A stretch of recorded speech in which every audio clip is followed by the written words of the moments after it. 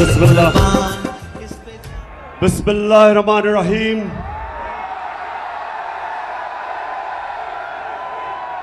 इय्याका नअबुदु व इय्याका नस्तईन। अल्लाह तेरी इबादत करते और मौला सिर्फ तेरे से मदद मांगते हैं। सरगोदा माशाअल्लाह, सरगोदा मैंने कभी नहीं, अभी आता हूं डीजल पे,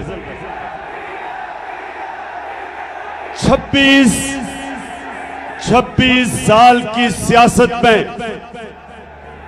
मैंने कभी नहीं सोचा था कि सरगोदा में इतनी तादाद में इतने ज्यादा लोग मेरे जलसे पे आएंगे।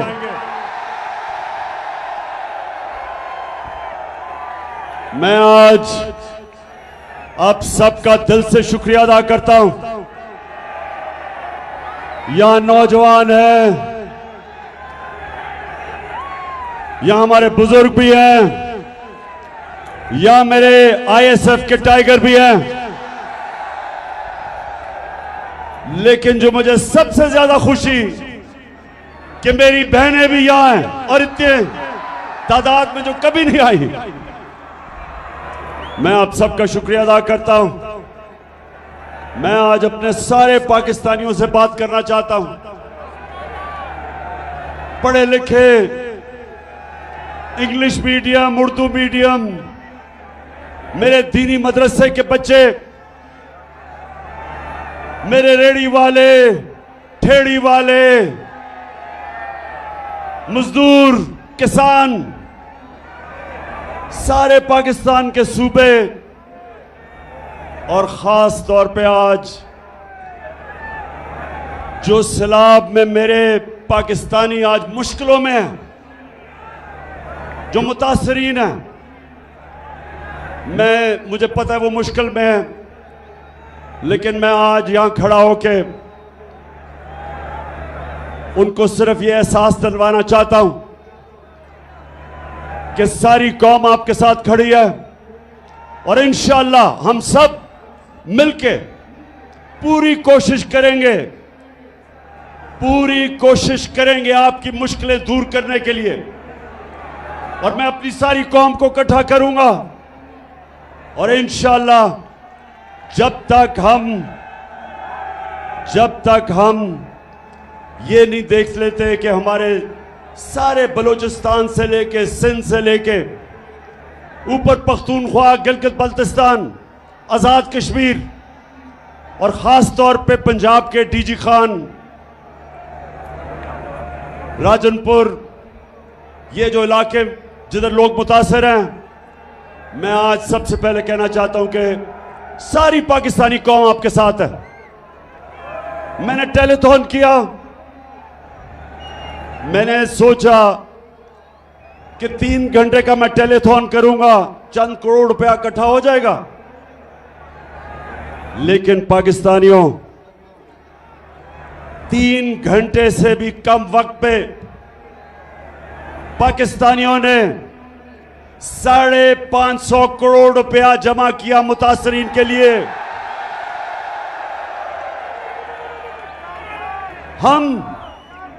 हम वो पाकिस्तानी कौम है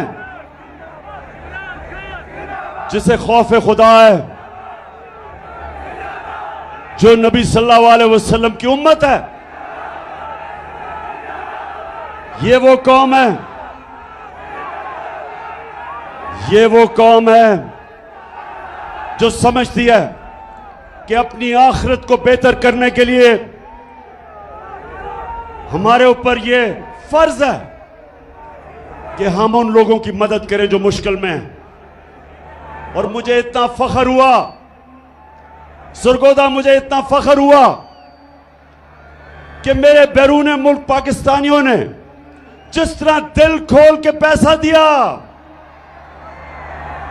550 करोड़ रुपया सिर्फ 3 घंटे के वक्त में उन्होंने पैसा जमा कर दिया। और मुझे इतने पैगाम आए कि इमरान खान हम कोशिश करना चाहते थे लेकिन वो लाइनें ही सारी भरी हुई थी, ब्लॉक हुई थी। और मुझे आहिस्ता आहिस्ता अंदाजा हुआ कि अगर हमारे पास वक्त होता और वो टेलीफोन लाइंस खुली होती तो 5.5 अरब रुपया मजीद और जमा हो जाता। लेकिन फिक्र ना करो, मैं इंशाअल्लाह अब ये पैसे भी इकट्ठे करूंगा। प्रोग्राम बना रहा हूं कि किधर किधर हमने सबसे ज्यादा जरूरत है और पैसा खर्च करें।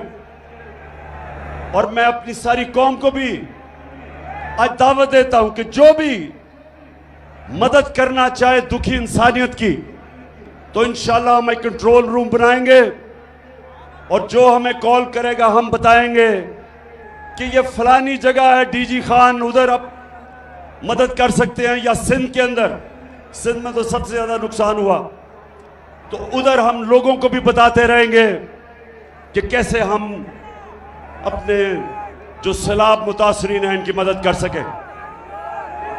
लेकिन एक अच्छा आईएसएफ, अभी आपने चुप करके सुनना है मेरी बात। आईएसएफ में डिसिप्लिन चाहिए मुझे। अच्छा जी, अब मैं वो इलेक्शन कमिश्नर सिकंदर सुल्तान, अगर ये सुन रहे हो तो तुम्हें पहली दफा अंदाजा हुआ कि फॉरेन फंडिंग क्या होती है।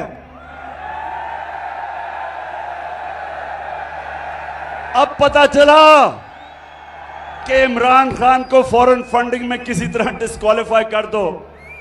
ये देखी थी फॉरेन फंडिंग, ये ज्यादा पैसा बैरून मुल्क पाकिस्तानियों ने भेजा हमें, और ये वो पाकिस्तानी हैं। इंशाअल्लाह मैं आज अपनी सारी कौम के सामने कहना चाहता हूं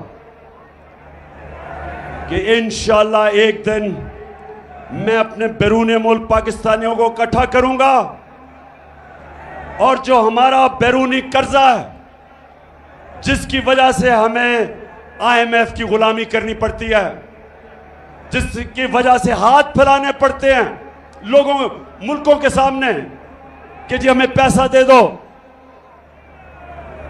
इंशाअल्लाह बैरून मुल्क पाकिस्तानियों को मैं मोबिलाइज करूंगा, ऐसी स्कीम्स लेके आऊंगा।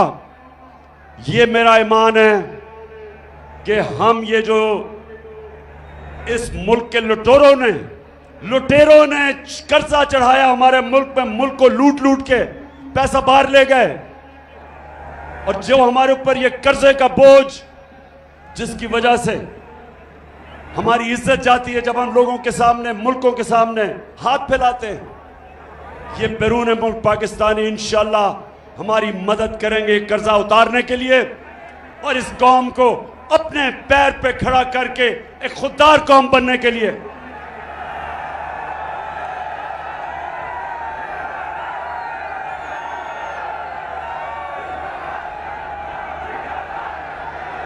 पाकिस्तानियों और सरगोदा के बाशऊर मेरे शहरियों, वैसे मैं कभी नहीं समझता था इतनी तादाद में सरगोदा के लोग निकलेंगे।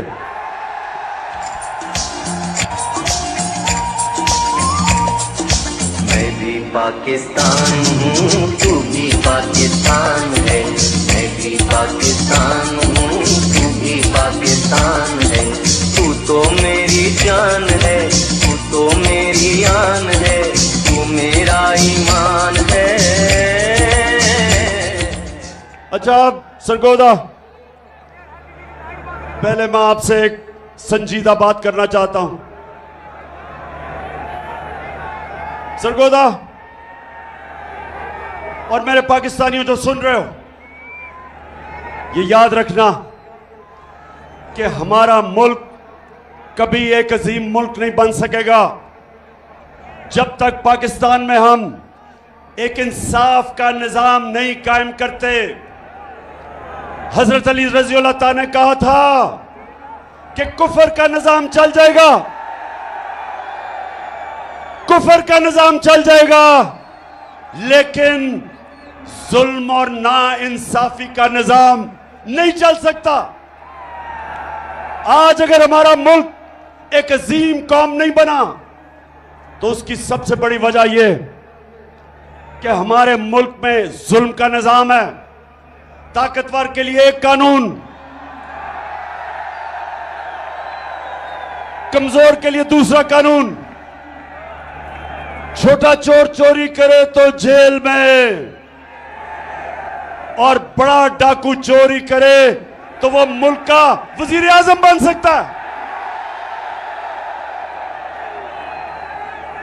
मेरे नबी सल्लल्लाहु अलैहि वसल्लम ने तकरीबन 1500 साल पहले कहा था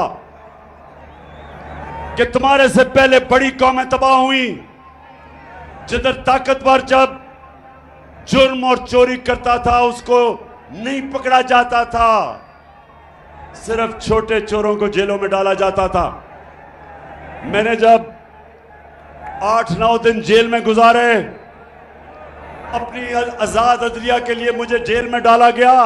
मैं वाहिद लीडर था जिसको आजाद अदलिया के लिए जेल में डाला गया।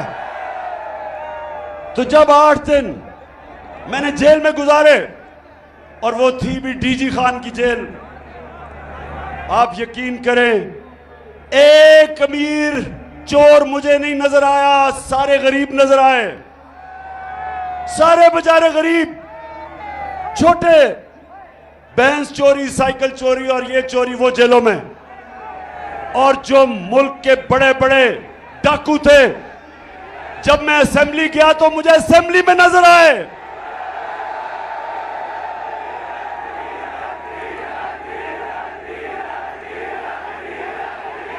बिल्कुल ठीक कह रहे हो। उन लुटेरों में से एक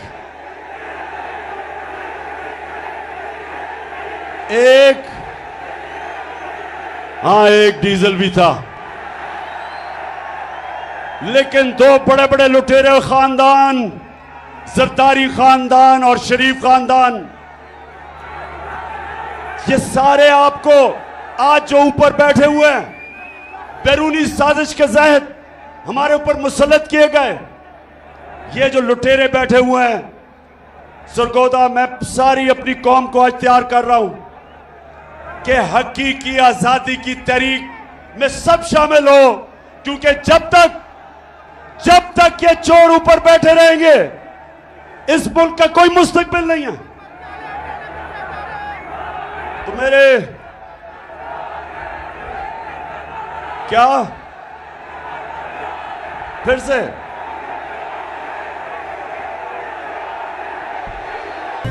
अच्छा सरगोदा, बैरूनी साजिश हुई, अमेरिका को अपने गुलाम चाहिए थे, चेरी ब्लॉसम जूते पॉलिश करने वाला हाजिर हो गया, साथ डीजल तो पहले ही तैयार बैठा था, और उसके बाद जो इस वक्त इस मुल्क की सबसे बड़ी बीमारी जरदारी की पता क्या बीमारी है? जरदारी की बीमारी यह है कि वो जब नोट देखता है ना, वो पैसे देखता है, उसका जिस्म, उसकी कांपें टालनी शुरू हो जाती है, उसकी मूछें ऊपर नीचे जानी शुरू हो जाती है, उसको बीमारी है।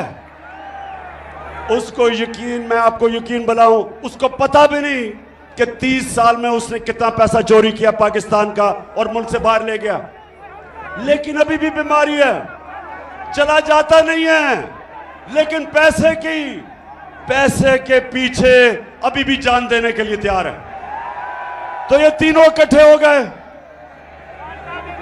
मिल गए, इनके साथ और साजिशी बैठे हुए थे पाकिस्तान में, बैरूनी साजिश।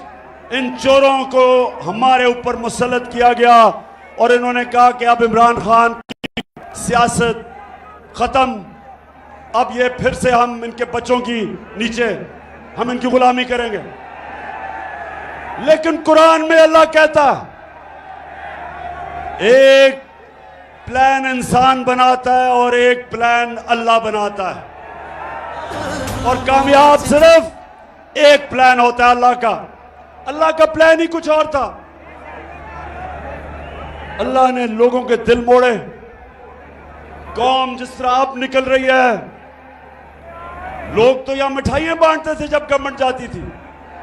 तो जिन्होंने साजिश की थी वो हक्के बक्के रह गए, कौम सड़कों पे आ गई, खुद निकलना शुरू हो गए।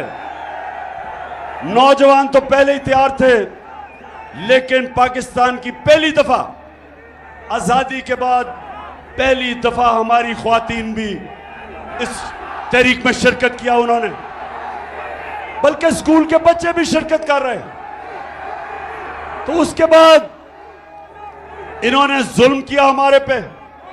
25 मई को इन्होंने हमारे पे जुल्म किया।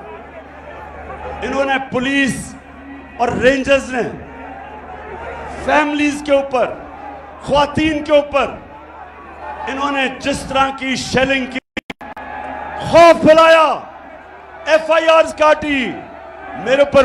मैं तो भूल ही गया हूं कितनी FIR है, कोई 17 तो कट चुकी है। इन्होंने समझा कि अब ये डर के बैठ जाएंगे। इनको बताया गया कि ये तो जी मम्मी डैडी हैं, ये तो खड़े ही नहीं हो सकते। तो पहला झटका पड़ा इनको जब 17 जुलाई को पंजाब का इलेक्शन आया, बाय इलेक्शन। हर हरबा इस्तेमाल किया। इलेक्शन कमीशन ने पूरा जोर लगाया, धांधली के रिकॉर्ड तोड़े, पुलिस का इस्तेमाल किया। इस सब के बावजूद हमजा कुकड़ी को फारग करना पड़ा।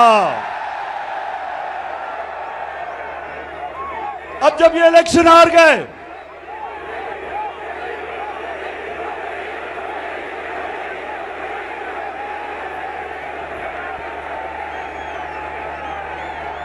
अच्छा अब सुने जरा, इलेक्शन हार गए, कैंपेन टांगनी शुरू हो गई,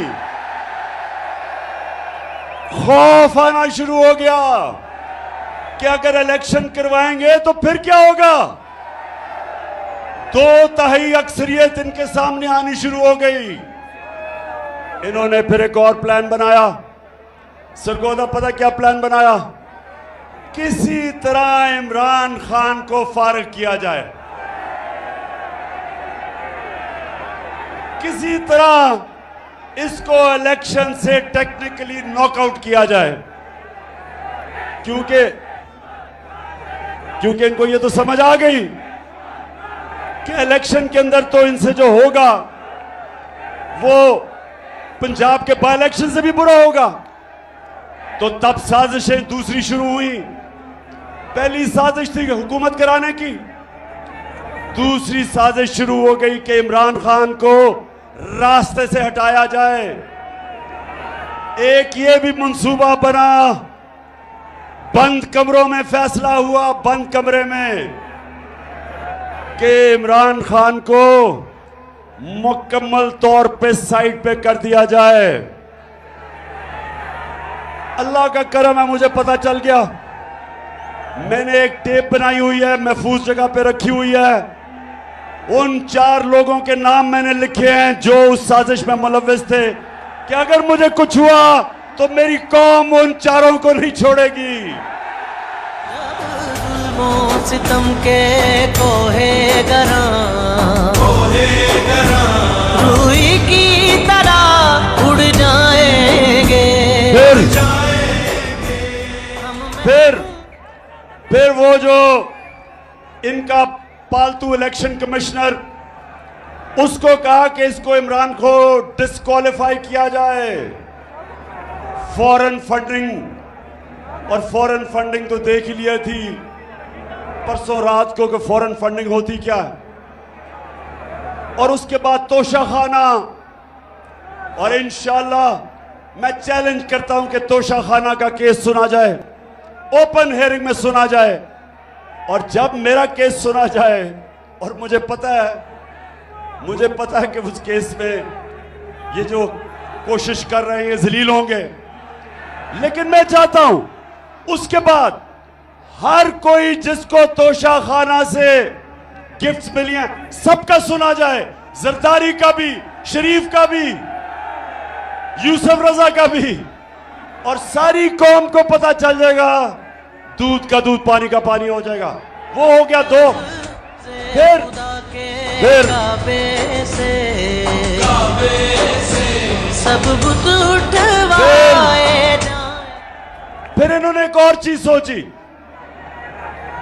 कि किसी तरह इमरान खान को जेल में डाला जाए। पहले इन्होंने, अब ये जरा सुने, 27वीं रमजान को सुने, जरा ऐसे गौर से सुनो। 27वीं रमजान को हम शब दुआ बना रहे थे। हम अल्लाह से दुआ मांग रहे थे अपने मुल्क के लिए। हमें क्या पता था कि उस दिन चेरी ब्लॉसम और ये अपनी टीम लेके मदीना चला जाएगा, हमें तो पता ही नहीं था। जब शब दुआ खत्म हुई तो पता चला कि मदीना में इनको चोर चोर के नारे लग गए।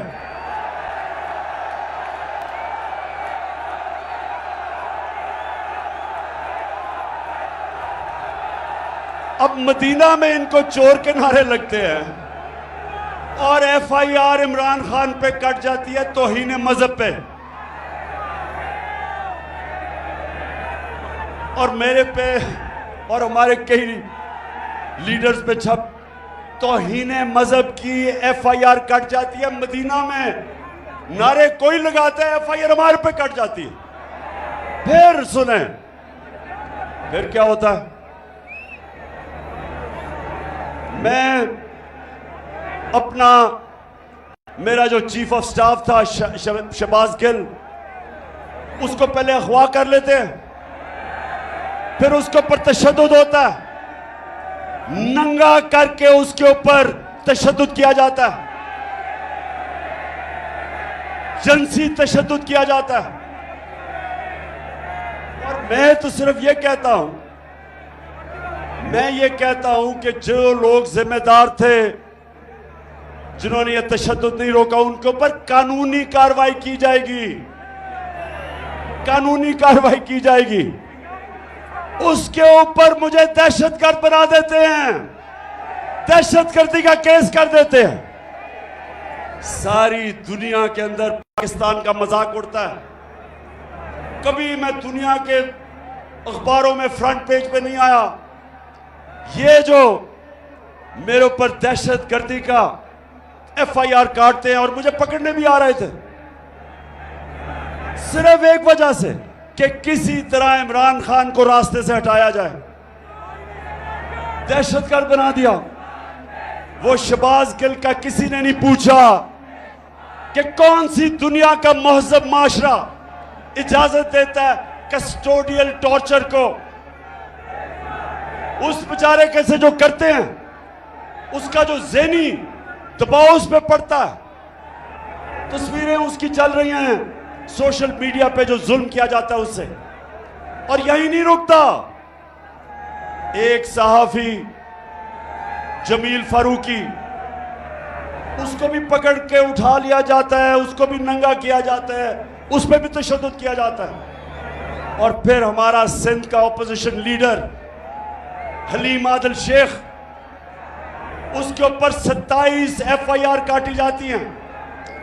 सिंध असेंबली का ऑपोजिशन लीडर, वो एक केस से निकलता है दूसरे में जेल में डाल देते हैं, उसके ऊपर तशद्दुद करते हैं। और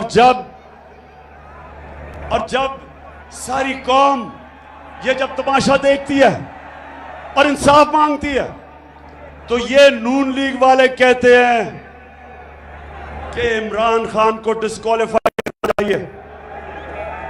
नून लीग वाले बड़े गौर से सुन लो, तुम ये जो कहते हो कि इमरान खान को डिस्क्वालीफाई किया जाए क्योंकि नवाज शरीफ को किया गया, मेरे ऊपर केस बनाया जा रहा है किस चीज का? दहशतगर्दी का। क्यों? क्योंकि मैं कहता हूं कानूनी कार्रवाई की जाए उनके खिलाफ जिन्होंने ये तशद्दुद नहीं रोका। अब नवाज शरीफ के ऊपर क्या था, जरा गौर से, ये मैं आपको वीडियो दिखाऊंगा, जरा ये वीडियो देखना।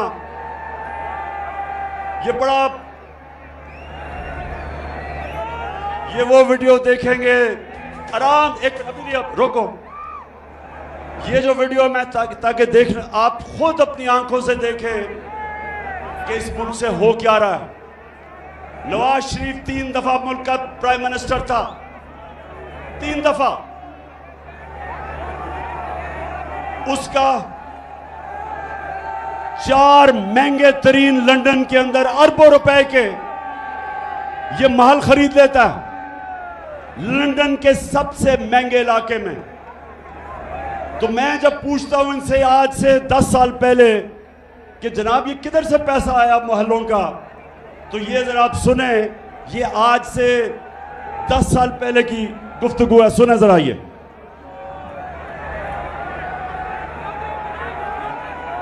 प्रॉपर्टी आप ले सकते हैं कि आपने मेफेयर के अंदर जो आपकी 4 अपार्टमेंट्स हैं उनकी 1 अरब से ज्यादा, 1 अरब रुपए से ज्यादा उनकी कीमत है। अब 4.5 अरब तक पहुंच गई है उनकी कीमत। आपने अपनी जो टैक्स में टोटल आमदनी बताई है 94 में 1.5 लाख रुपए है। मुझे ये बताएं कि आपने अरबों रुपए की मेफेयर में प्रॉपर्टी खरीदी कैसे? एक मिनट, अब ये 10 साल पहले था, ये 10 साल पहले था। अब इसके जवाब में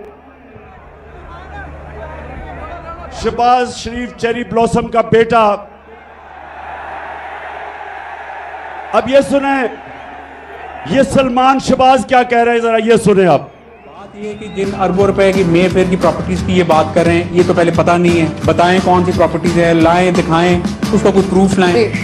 बात ये है कि सुन लिया, कहता किधर हैं ये प्रॉपर्टीज, लगाएं, बताएं, सबूत दें। अब ये जरा मरियम बीबी जिनको सच बोलने में बड़ा मुश्किल पड़ती है, ये जरा ये सुन लें। इस तरह मुझे लगा कि आप लोगों को बेवकूफ नहीं बना सकते। मेरी सेंट्रल लंदन में प्रॉपर्टीज तो दूर की बात है, मेरी पाकिस्तान में भी कोई प्रॉपर्टी नहीं है। मैं अपने वालिद के साथ है और मुझे समझ नहीं आई कि मेरी और मेरी वालदा की और बहन भाइयों की प्रॉपर्टीज ये कहाँ से निकाल के ले आए हैं। मेरे नाम पाकिस्तान में कोई प्रॉपर्टी नहीं है, ये तो इंग्लैंड की बात है। हाय अल्लाह, कोई प्रॉपर्टी किधर से आएगी? मुझे तो एहसास प्रोग्राम में डाल दो, मेरे पास तो है ही कुछ नहीं। मरियम बीवी, वैसे मैं ये बताऊं, जितने सीधे मुंह से आप झूठ बोलती है मैंने कभी किसी को नहीं सुना। अच्छा जी, आप जरा अब ये सुन लिया आपने। अब ये थी चीजें आज से 8 साल पहले, ये जब कोई प्रॉपर्टी नहीं है। अब इनको नहीं पता कि अल्लाह अल हक है, सच का खुदा है, उसका वादा है कि कोई दुनिया में नहीं जाएगा जब तक सच सामने नहीं आता। तो अब जरा ये देखें कि पीछे हुआ क्या। नवाज शरीफ, मरियम नवाज, हसन नवाज और हुसैन नवाज के बैरून मुल्क खुफिया असासों का इंकशाफ। पनामा लीक्स ने बैरून मुल्क खुफिया दौलत का भांडा फोड़ दिया।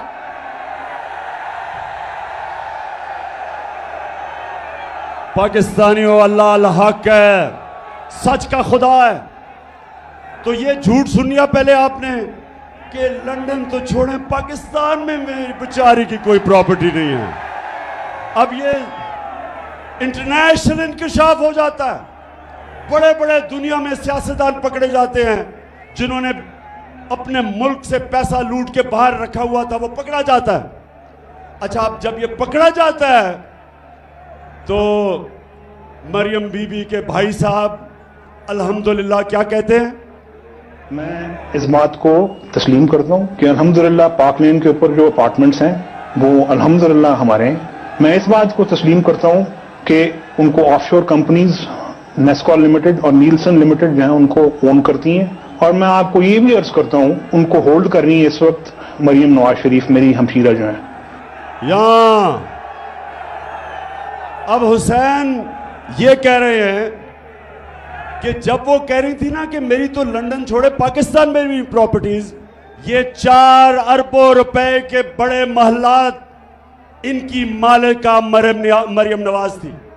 अब मरियम नवाज के पास तो पैसा ही नहीं था। पैसा किधर से आना था? किधर से आना था पैसा? बताओ, पैसा किधर से आना था? आपसे आना था। कौम का पैसा चोरी करके ये प्रॉपर्टीज खरीदी गई। तो नून लीग वालों, मेरे से नवाज शरीफ का मुआवजा ना करो। मैंने 20 साल बाहर कमाई की, सारा पैसा सब कुछ बेच के, सारा मेरा पैसा जीना मरना पाकिस्तान में है। मेरी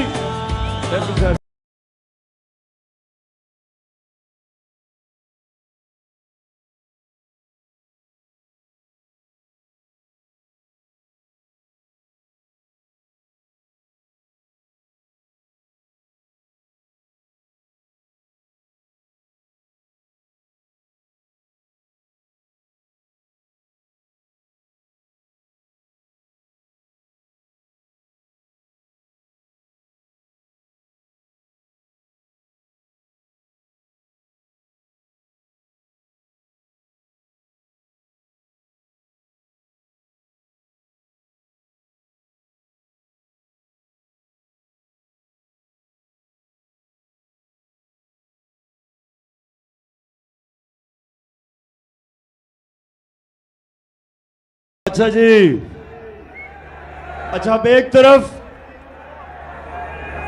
तरफ और मेरी बहनों, आपने गौर से सुनना है कि जब एक कौम की ख्वातीन जाग जाएं तब असल में इनकलाब आता है, क्योंकि घरों में इनकलाब आ जाता है।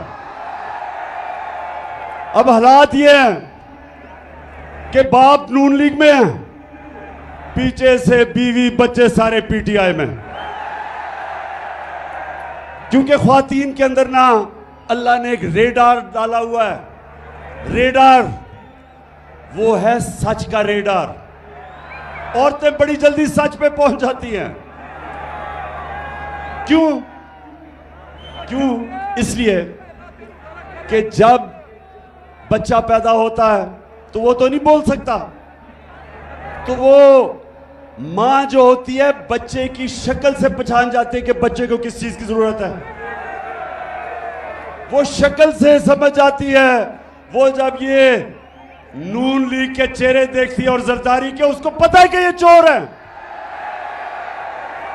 अच्छा, तो एक तरफ तो पैसा है इस मुल्क का चोरी करके ये, और जरदारी खानदान और शरीफ मुल्क से बाहर आपका पैसा चोरी करके, ये जो फ्लैट खरीदे गए हैं ये आपके पैसे से खरीदे गए हैं। और इसलिए मैं 26 साल से जहाद कर रहा हूं इनकी करप्शन के खिलाफ। क्योंकि करप्शन क्या होती है, चोरी और करप्शन में क्या फर्क है? आईएसएफ, चोरी और करप्शन में क्या फर्क है? चोरी होती है जब आपके घर में जाके कोई चीजें चोरी करता है, उसको चोरी कहते हैं। करप्शन होती है जब कौम का पैसा चोरी किया जाता है, जब आप सबका पैसा जो स्कूलों पे लगना, जो अस्पतालों पे लगना है, जो सड़कों पे, जो मुल्क के बिजली बनाने में, जो चीजें सस्ती करने में पैसा होता है, वो चोरी में मुल्क से बाहर चला जाता है। इसलिए करप्शन कौमों को तबाह कर देती है। चोरी तो सिर्फ एक इंसान को नुकसान पहुंचाती है, करप्शन मुल्क तबाह कर देती है। तो ये क्यों चोरी करके पैसा बाहर भेजते हैं?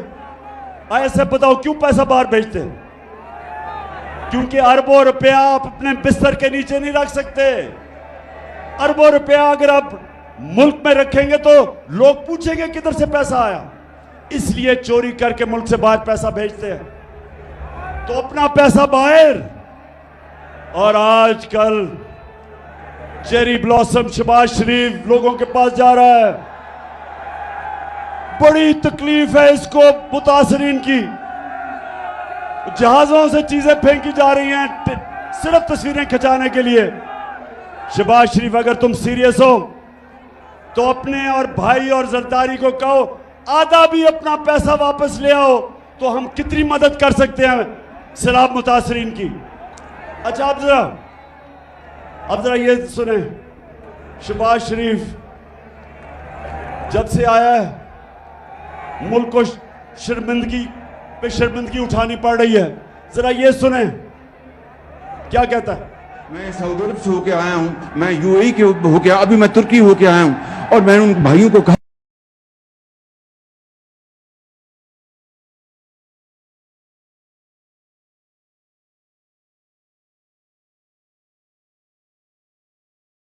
कि आप हमारे बड़े अजीम भाई हैं, हमेशा आपने हमारी मदद की। और मैंने यही कहा, जब मैं आया हूं तो आप समझेंगे शायद ये मांगने आया है, मैं मांगने नहीं आया, लेकिन जब मैं आया हूं तो आप समझेंगे शायद ये मांगने आया है, मैं मांगने नहीं आया, लेकिन मजबूरी है। और जिस तरह माजी में 75 साल में आपने हमारा हाथ बढ़ाया है, कुछ अर्सा आप हताहत बहुत मजबूरी है क्योंकि हम सारा पैसा चोरी करके बाहर ले गए हैं, तो अब मजबूरी है। तो खुदा के वास्ते पैसा दे दे। पाकिस्तानी जो बाहर बैठे हैं उनको कहते हैं कि पाकिस्तान पैसा लेके आओ, और यहां से चोरी करके पैसा बाहर ले जाते हैं। नौजवानों, कोई मुझे बताएं, आज मुझे कोई दुनिया का सरबराह बताएं, बनाना रिपब्लिक्स का नहीं, जो कि मुल्क तरक्की याफ्ता मुल्क है, मुझे एक सरबराह बताएं जो पॉलिटिक्स कर रहा है अपने मुल्क में और उसका पैसा भी बाहर पड़ा है, उसके बच्चे अरबों रुपए के घरों में रहते हैं, और जब उनसे पूछें कि पैसा किधर से आया था घर खरीदने का, तो कहते हैं हम तो जवाब दे नहीं, हम तो पाकिस्तान के शहरी नहीं हैं। इनको हमारे पे मुसल्लत किया गया, इसलिए मैं आपके पास आया हूं कि पाकिस्तानी कौम, आपने मेरे साथ खड़ा होना है, और हमने हकीकी आजादी इन लोगों से छीननी है। फिर से तू अड़ जा, फिर से तू डट जा, फिर से वो बल्ला घुमा,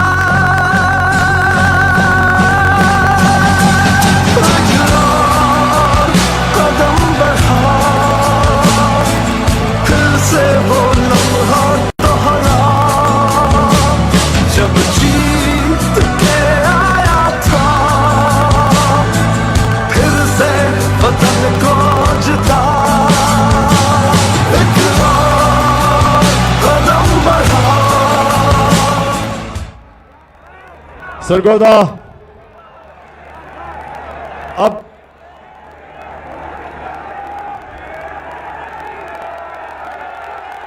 डीजल, अच्छा मैं अब डीजल पे आने लगा हूं। जब इन्होंने साजिश करके हमारी हुकूमत गिराई, सुने जरा, जब साजिश करके हमारी हुकूमत गिराई गई, जो हुकूमत पब्लिश करती है इकोनॉमिक सर्वे ऑफ पाकिस्तान, जो हुकूमत बताती है कि एक साल में क्या माशी कारकर्दगी हुई, ये सारी एक किताब में लिखी जाती है जिसको कहते हैं इकोनॉमिक सर्वे ऑफ पाकिस्तान। ये इस हुकूमत ने शाया किया। इसके मुताबिक, सरगोदा जरा ये गौर से सुने, नौजवान आपकी तवज्जो खास तौर पे चाहिए। ये कहते हैं इसके मुताबिक कि पिछले 2 साल में, जो हमारे 2 आखिरी साल थे, पाकिस्तान की जो माशी तरक्की थी, तीसरे साल में 5.6% और चौथे साल में 6%। 17 साल के बाद ये पाकिस्तान की बेहतरीन इकोनॉमिक परफॉर्मेंस हुई थी। हमारी माशी कारकर्दगी 16 साल के बाद हुई इस सतह पे, कोरोना के बावजूद, जिसने सारी दुनिया में तबाही मचाई। हमारी एक्सपोर्ट्स, जिससे मुल्क में असल तौर पे दौलत में इजाफा होता है, वो रिकॉर्ड पे थी। बैरून मुल्क पाकिस्तानियों ने जो रेमिटेंसेस भेजी, वो रिकॉर्ड थी। हमारी जो टैक्स कलेक्शन, जो हम आपके ऊपर खर्च कर सकते थे, वो रिकॉर्ड थी। हमारी 4 फसलें 2 साल रिकॉर्ड पैदावार हुई। हमारे किसानों के पास सबसे ज्यादा पैसा आया पिछले 2 सालों में, और हमने, इसके बावजूद कि हम IMF के प्रोग्राम में थे, हमने पूरी कोशिश की कीमतें नीचे रखने की। जो हमारे दौर में महंगाई थी, जिसको कहते हैं SPI सेंसिटिव प्राइस इंडेक्स, जो आम आदमियों के लिए महंगाई होती है, जो खाने पीने की चीजें, बिजली, गैस वगैरह, हमारे दौर में वो था 17 से 18%। आज आप जानते हैं वो कितना है महंगाई, 4 महीनों में किधर से किधर गई। हम जब छोड़ के गए थे तो 17 और 18% के बीच में थी। सरगोदा आज 45% से ऊपर चली गई है।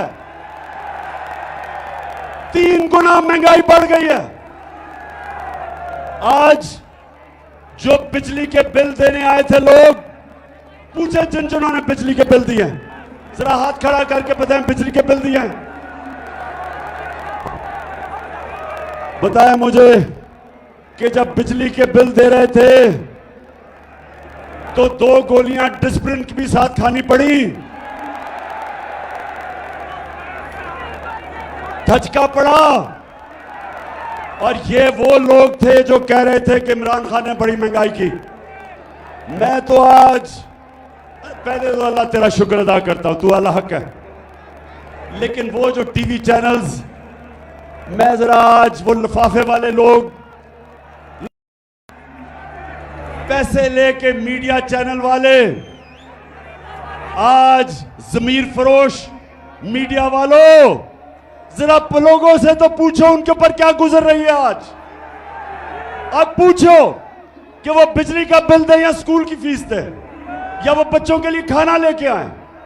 45% से आगे बढ़ गई है महंगाई, 3 गुना ज्यादा। और ये भी सुन लें, जब हमारी हुकूमत थी तो सबसे वो हमने काम किए जो पाकिस्तान की तारीख में नहीं हुए। हम हेल्थ कार्ड लेके आए, हेल्थ इंश्योरेंस हर खानदान को, पंजाब में और पख्तूनख्वा में हर खानदान को 10 लाख रुपए का हेल्थ इंश्योरेंस कि किसी भी अस्पताल में जाके इलाज करवा सकते थे। पहली दफा आम आदमी प्राइवेट महंगे अस्पतालों में इलाज करवाता था। मेरे दोस्त डॉक्टर्स हॉस्पिटल वाला कहता आज से 4 महीने पहले कि इमरान खान, ये पहली दफा हमने आपकी हेल्थ इंश्योरेंस पे एक आम किसान का हार्ट ऑपरेशन किया, पहली दफा। तो ये कभी पहले नहीं हुआ। हेल्थ इंश्योरेंस एहसास प्रोग्राम हम लेके आए, हमने सूद के बगैर कर्जे दिए गरीबों के लिए, 20 लाख खानदानों के लिए, कि हमने उनके घरों के लिए सूद के बगैर कर्जा दिया। पूरी कोशिश थी नीचे से लोगों को ऊपर उठाया जाए। इसके बावजूद कि हम IMF प्रोग्राम में थे, महंगाई रोकी हमने, दुनिया में महंगाई थी। तो मैं आज पूछता हूं कि वो जिन्होंने साजिश की, आज बताएं कि जो पाकिस्तान का हाल है, कौन जिम्मेदार है इसका? कौन जिम्मेदार है?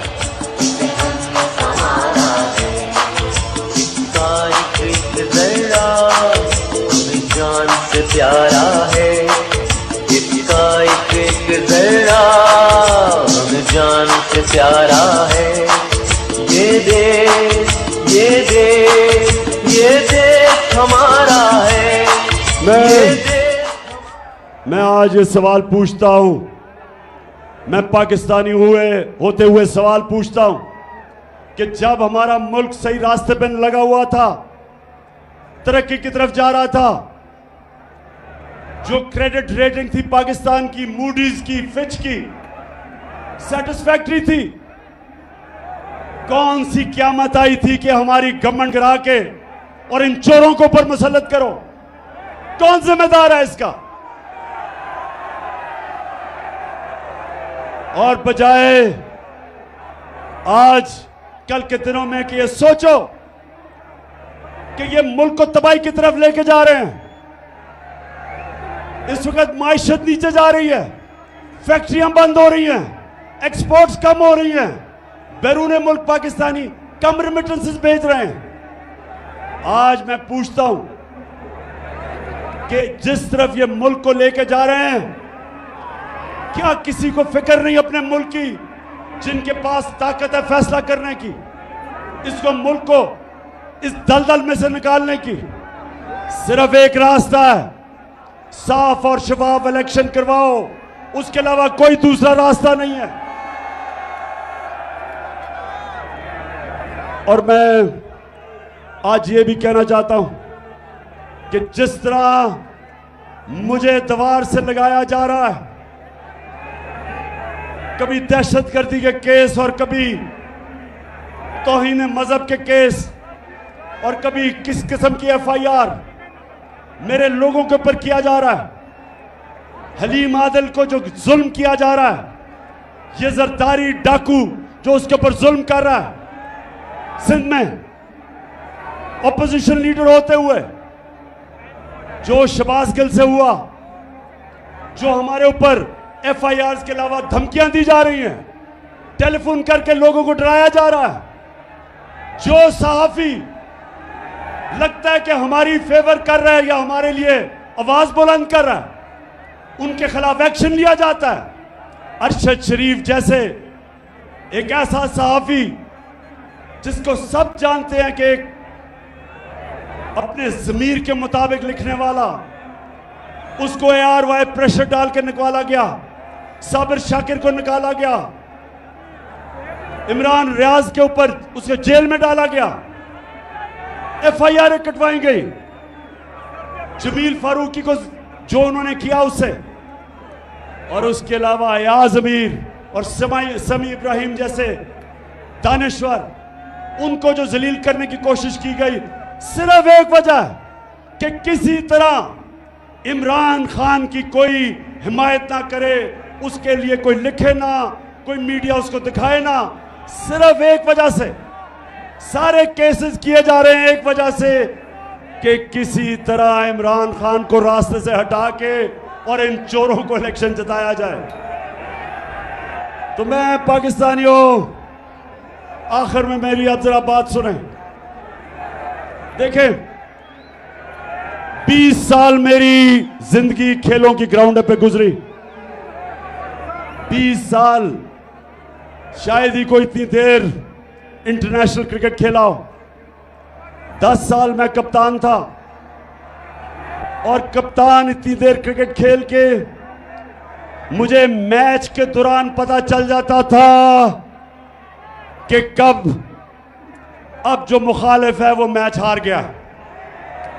मैच के दौरान मैं समझ जाता था, एक वक्त आ जाता था कि मुझे ये एहसास हो जाता था कि अब ये जो मर्जी भी मेरा मुखालिफ करे, अब ये नहीं जीत सकता। ये सारी ऑपोजिशन, ये जो गवर्नमेंट में बैठे हुए हैं चोर, मैं आज इनको पैगाम दे रहा हूं कि वो टाइम आ गया कि जो मर्जी हरबा आप इस्तेमाल कर ले, अब ये मैच नहीं जीत सकते। आप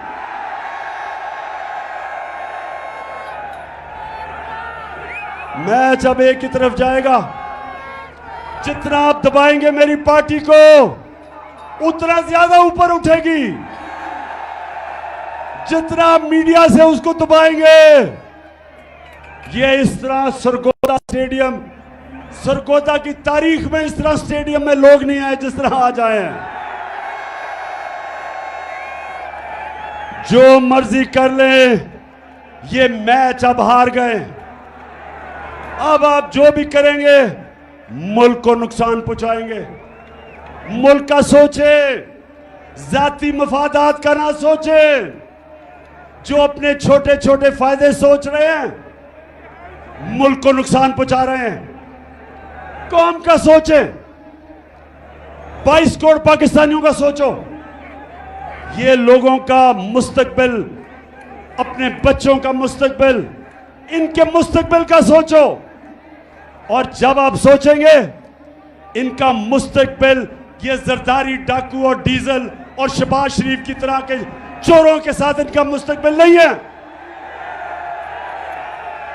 इनका मुस्तकबिल है कि कौम साफ और शफाफ इलेक्शन से फायदा खुद फैसला करे कि कौन सी क्यादत इस कौम को चाहिए, और यही एक रास्ता है। और ये जितना भी मुझे दीवार से लगाएंगे, याद रखें कि मैं तो वो कप्तान हूं।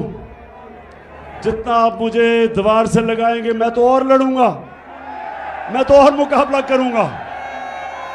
और ये ही ना हो जाए कि मुझे इतना आप दीवार से लगाएं कि मैं सारी कौम के सामने उन सारी लोगों की शक्लें रख दूं जिन्होंने अपने मफादात के लिए इस मुल्क को इस मुश्किल में डाला है। मुझे उधर तक ना धकेलो। 4 महीने से मैं सब्र कर रहा हूं, मैं अपने मुल्क के लिए सब्र कर रहा हूं। मेरे लिए इस वक्त कौम मेरे साथ खड़ी है। गिलगित बल्तिस्तान में तहरीक इंसाफ, पख्तूनख्वा में तहरीक इंसाफ, पंजाब में, आजाद कश्मीर में, तो मैं जब चाहूं इस्लामाबाद को बंद कर सकता हूं, लेकिन अपने मुल्क के लिए नहीं कर रहा, माशी हालात की वजह से नहीं कर रहा। और अब सैलाब आ गए, लेकिन मैं फिर से आखिर में कहता हूं, मुझे उधर तक ना धकेलो। मैं वो हूं, वो जितना आप कोशिश करेंगे मुझे प्रेशर में लाके, डरा के, धमका के, FIRs काट के, मैं उतना और जोर से आपका मुकाबला करूंगा। सरगोदा, मैं आपको आज दिल से शुक्रिया अदा आपका करता हूं, जो आज आपने जिस जुनून से यहां इस गर्मी में आप आए। मैं अपनी सारी सरगोदा की टीम, आमिर कियानी प्रेसिडेंट यहाँ के, और जितने मेरे MPs, मेरी टीम, मैं आज आप सबको मुबारक देता हूं जबरदस्त जलसे की। पाकिस्तान जिंदाबाद।